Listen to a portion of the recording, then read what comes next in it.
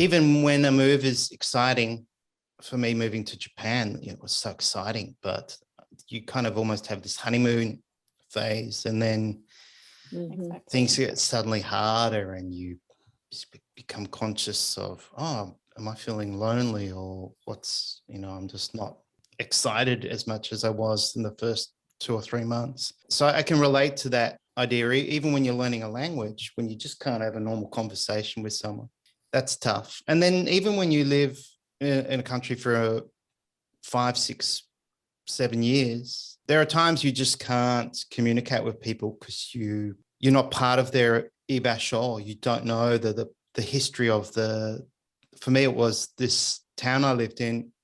Everyone knew me. I knew most of the people there, and we got on very well. But I just didn't know the history of the town, and often they'll be talking about other people I didn't know, and there were just these occasional points or cues that would remind me, wow, I don't really belong here in some ways. So it can be tough living overseas, even once you get settled, but it leads to all these incredible experiences.